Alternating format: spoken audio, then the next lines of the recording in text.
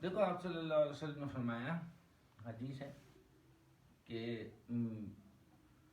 یہودیوں میں 71 فرقے ہوئے جس میں 70 جہنمی تھے، ایک جنتی، اور عیسائیوں میں نصارہ میں 72 فرقے ہوئے، 71 جہنمی ایک جنتی، اور فرمایا میری امت میں 73 فرقے ہوں گے، 72 ناری ہوں گے یعنی جہنمی، اور 73واں جنتی ہوگا۔ تو صحابہ کرام نے سوال کیا کہ یا رسول اللہ ہم کیسے پہچانیں گے وہ جنتی فرقے، اس کی کوئی نشانیاں بتائیں۔ تو آپ نے بڑی زبردست، بڑی جامع معنی اور وہ بتائی پہچان جنتی فرقے کی، کہ آپ نے فرمایا کہ ما انا علیہ و اصحابی، وہ میرے اور میرے صحابہ کے راستے پہ ہوں گے، میرے اور میرے صحابہ کے راستے پہ ہوں گے۔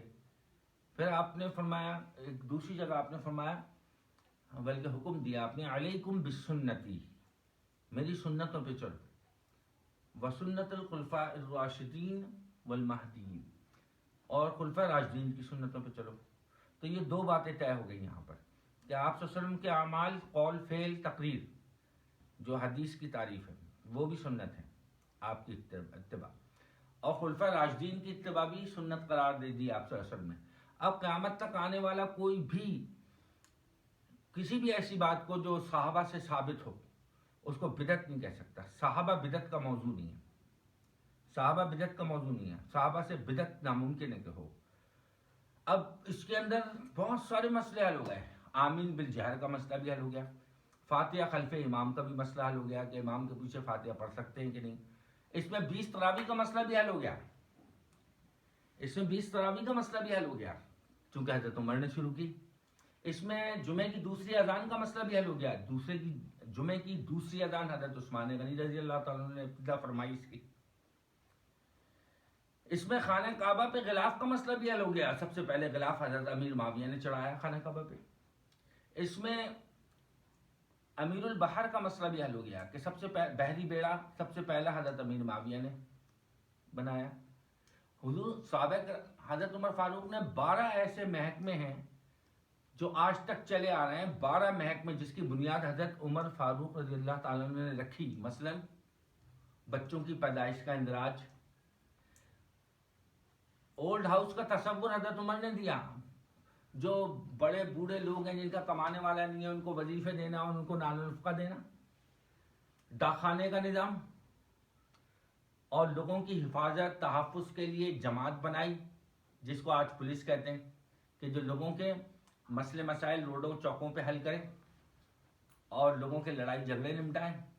اور لوگوں کی نگرانی رکھے کہ کون ملاوٹ تو نہیں کر رہا ہے،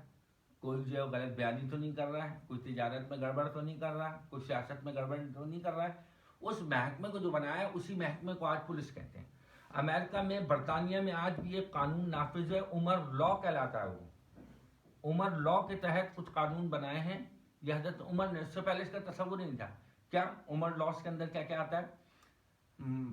ماہانہ تنخواہ جس کو مشاہرہ بھی کہتے ہیں، اور پینشن اور بینیفٹس، الاؤنس جتنے بھی ہیں، بیماری کا الاؤنس، بے روزگاری کا الاؤنس، یہ سب حضرت عمر رضی اللہ تعالیٰ عنہ نے شروع کیا۔ تو اب آپ صلی اللہ علیہ وسلم نے فرمایا کہ وہ 72 فرقے جو جہنم میں جائیں گے اور ایک جنت میں جائے گا، اس کی نشانی یہ بتا دی کہ وہ میرے اور میرے صحابہ کے راستے پہ ہوں گے۔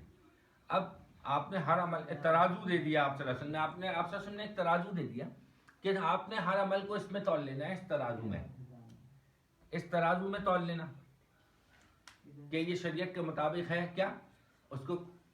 میرے اور میرے صحابہ کی زندگی میں دیکھ لینا اس کو۔ اگر تمہیں اس کا ثبوت میری زندگی میں اور صحابہ کی زندگی میں مل جائے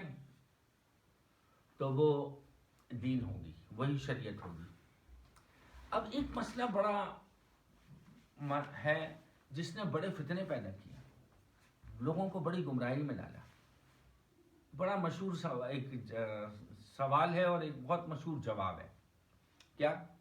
ایک آدمی بدعت کی بنیاد رکھتا ہے، بدعت کی بنیاد رکھتا ہے اپنی مرضی سے،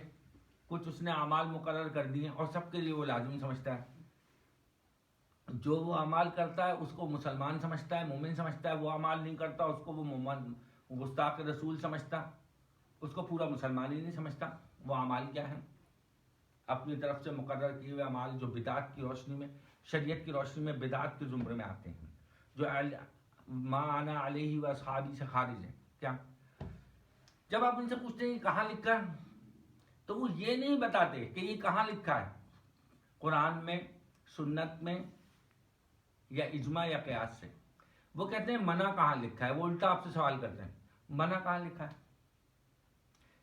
وہ یہ دلیل کہتے ہیں، یہ انہوں نے خود ایک خود ساختہ اصول بنایا ہوا ہے کہ جو بات آپ سے نے منع نہیں کی وہ سب جائز ہے،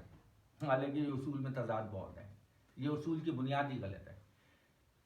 اب آپ نے تو بہت سی باتیں منع نہیں کی، ہم اپنے بچوں کو، اپنے شاگردوں کو بہت سی باتیں منع نہیں کرتے، چونکہ جو انڈر اسٹوڈ بات ہوتی ہے نا، طے شدہ، وہ بات منع نہیں کی جاتی۔ اب جیسے کبھی کوئی اپنی بیٹی کو کہتا ہے کہ بیٹا کبھی زنا نہیں کرانا کسی سے، کبھی کوئی اپنے لڑکے کو کہتا ہے کہ بیٹا بدفعلی نہیں کرانا کبھی، اور وہ لڑکا یا لڑکی یہ کام کرا لے، اور پھر اس کے بعد وہ پوچھیں جب مالائیں کہ تم نے ایسا کیوں کیا، تم نے ہماری ناک کٹا دی، تو وہ کہیں کہ میں 18 20 25 سال کا ہو گیا ہوں یا ہو گئی ہوں، میں نے زندگی میں کبھی بھی آپ نے مجھے نہیں کہا کہ یہ کام نہ کرنا۔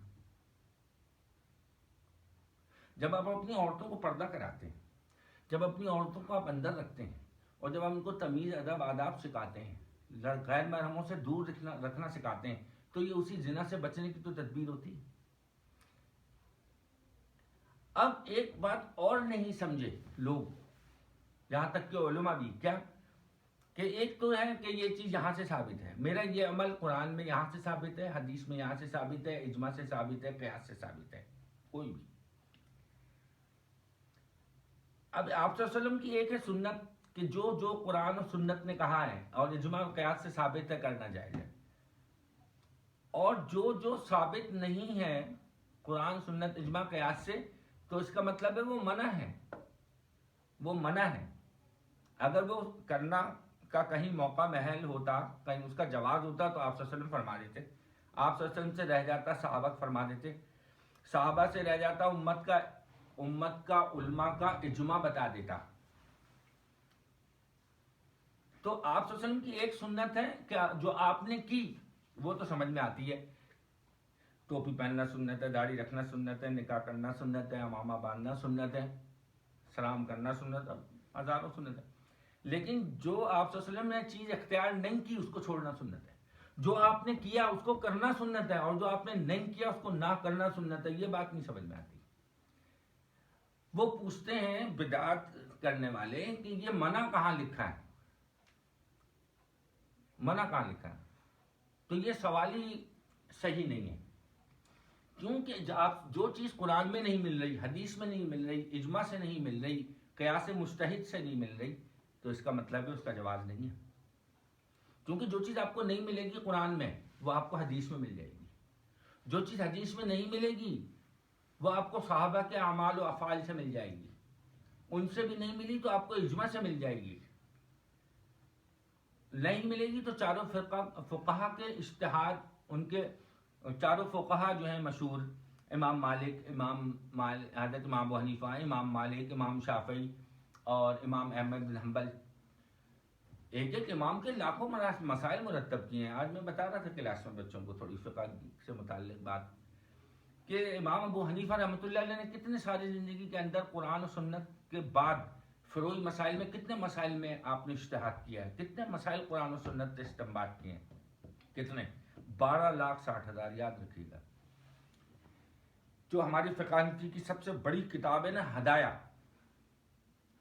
ہدایہ میں 12,60,000 مسائل ہیں۔ امام طحاوی نے 12,60,000 مسائل پورے جمع کیے۔ فقہ حنفی کے سب سے بڑے عالم جو ہے نا امام حنیفہ کے بعد،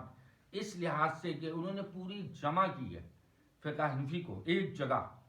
وہ ہے امام طحاوی۔ حالانکہ بڑے شاگرد تو امام ابو یوسف ہیں، امام محمد بن حسن الشیبانی ہیں، حضرت امام ظفر ہیں، حضرت مالک بن دینار ہیں، حضرت سفیان ثوری ہیں، مگر انہوں نے جو مرتب کر دیا پورا اس فقہ مدون کر دیا لیکن ریٹرن پوزیشن میں نہیں تھا، بکھرا ہوا تھا، تو اس کو انہوں نے جمع کیا امام طحاوی کا یہ کارنامہ ہے۔ اچھا، ایک تو میں آپ کو بتا رہا تھا کہ یہ ایک سوال آتا ہے کہ کوئی بھی بدعت کر رہا ہو نا، آپ پوچھیں یہ منع ہے، آپ کہیں گے یعنی قرآن و حدیث سنت اجماع قیاس سے ثابت نہیں ہے، وہ کہے گا منع کہاں لکھا ہے؟ شیعوں کا، ہمارے حضرات کا یہی سوال ہے، آپ جس ان کو خرافات سے منع کریں گے وہ کہیں گے منع کہاں لکھا ہے؟ آپ اہل بدعت سے، یہ ہمارے بریلوی بھائی ہیں، ان سے آپ پوچھیں گے آپ یہ جمعے کے بعد جو صلاۃ و سلام پڑھتے ہیں یہ کہاں لکھا ہے؟ کہاں لکھا ہے؟ آپ جو اذان سے پہلے درود و سلام پڑھتے ہیں وہ بھی میڈ ان پاکستان، لیکن الصلاۃ والسلام علیک یا رسول اللہ، یہ حدیث میں کہیں بھی نہیں ہے۔ لیکن یہ جو کہتے ہیں کہ ہم اصال ثواب کے لیے پڑھتے ہیں، ایصال ثواب کا مطلب یہ تھوڑی ہے کہ آپ کچھ بھی کہہ دیں اور کچھ بھی کام کر لیں اور وہ ایصال ثواب ہے۔ ایصال ثواب کا کرائٹیریا اسی قرآن و سنت اجماع اور قیاس سے ہی آپ کو دیکھنا ہوگا نا۔ ایصال ثواب کے لیے تو شیعہ مجلس کرتے ہیں، ایصال ثواب کے لیے تو 10 بیویوں کی کہانی، جھوٹی کہانی پڑھی جاتی ہے، ایصال ثواب کے لیے تو مشرکانہ نظر و نیت سے، منت سے جا کے مزاروں پہ دیگیں چڑھائی جاتی ہیں، ثواب کی نیت سے تو قبروں پہ چادریں چڑھائی جاتی ہیں، تو اس کا ثبوت کہاں ہے؟ اب یہ لوگ کہتے ہیں منع کہاں لکھا ہے؟ اور دوسری بات میں آپ کو ایک بات کہوں، کامن سینس کی بات ہے، ماشاءاللہ سمجھدار ہیں آپ لوگ۔ آپ دیکھیں مصطفیٰ جان رحمت پہ لاکھوں سلام، شم بزم ہدایت پہ لاکھوں سلام، بہت اچھا شعر ہے، میں کہتا ہوں دنیا کے بہترین شعر ہیں۔ اعلیٰ حضرت امام احمد رضا خان صاحب بریلوی مکتب فکر کے ایک بڑے امام ہیں، بانی نہیں ہے، ایک بڑے عالم ہیں، بانی ہے مولانا خیر محمد، مولانا فضل حق خیر آبادی، مولانا عبدالسمیع رامپوری، یہ لوگ ہیں، مولانا عبدالحق خیر آبادی، فضل حق خیر آبادی کے بیٹے۔ تو اب یہ جو نعت ہے، اشعار ہیں بہت اچھے، اب یہ جمعے کے دن یہ شعر و شاعری آپ نے پڑھی تو آپ مجھے بتائیں کہ قرآن میں اردو ہے، حدیث میں اردو ہے، صحابہ کی زندگی میں اردو ہے، مجتہدین اردو جانتے تھے، اردو کے اشعار پڑھ کے کیا ثواب ہو سکتا ہے؟ بھائی شاعری پہ فتویٰ کیا ہے فقہ حنفی کا؟ شاعری آپ کسی مفتی سے پوچھیں، ایک قابل مفتی سے، کیا فرماتے ہیں علماء دین متین بیچ اس مسئلے کے کہ شاعری کے بارے میں شریعت کیا حکم دیتی ہے، گویا یہ جائز ہے ناجائز ہے، حسن ہے قبیح ہے، تو وہ کیا کہیں گے؟ اس پہ فتویٰ کیا ہے شاعری کے بارے میں؟ القبیح قبیح و احسن و احسن، اچھے شعر اچھے ہیں، برے شعر برے، اور شعر و شاعری ایک مباح عمل ہے، یعنی صحیح جس میں بری بات نہ ہو، برے الفاظ نہ ہو، برے القاب نہ ہو، برے تشبیہات نہ ہو، برے استعارے نہ ہوں، یہی تو شاعری کی بنیاد ہے، تشبیہات، استعارہ، اوزان، اگر یہ صحیح ہیں تو وہ بھی سنت نہیں ہوگی، نہ فرض ہوگی، واجب ہوگی، کیا ہے؟ بس مباح ہے۔ اچھے شعر آپ سے سننے کو پسند کرتے تھے، حضرت حسان بن ثابت کو آپ ممبر پہ بٹھا کے کہتے تھے شعر پڑھو، تو شعر و شاعری کو دینی حکم نہیں ہے، اچھے شعر اچھے ہیں، برے شعر برے ہیں۔ تو اب آپ اردو میں کچھ شعر و شاعری کر کے کہتے ہیں اس کا ثواب پہنچا دیں، نیک کسی عمل جس سے دوسرے کو فائدہ ہو، کوئی نیکی کسے کہتے ہیں؟ جس سے دوسرے کو فائدہ ہو، جس سے آپ کو فائدہ ہو، جس سے دنیا میں بھی فائدہ ہو، جس سے آخرت میں بھی فائدہ ہو، یہ 4 کرائٹیریا، نہ اس سے دنیا میں کوئی فائدہ ہے نہ آخرت میں کوئی فائدہ ہے، تو شعرا جو ہے نا بس اتنی گنجائش ہے۔ اب شعر کو ایصال ثواب کے لیے پڑھنا، وہ مجلس کو ایصال ثواب سمجھنا تو وہ الگ ہی ایک بحث ہے۔ تو بات یہ کہ یہ بات سمجھنے کی ضرورت ہے کہ آپ صلی اللہ علیہ وسلم نے جو کام اختیار کیے، جو آپ صلی اللہ علیہ وسلم نے جس کا حکم دیا، جو آپ حدیث کی تعریف کیا ہے، آپ صلی اللہ علیہ وسلم کا قول، فعل، تقریر سنت ہے۔ پاس پہ رکھا ہے، یہ میرا موبائل ہے نا۔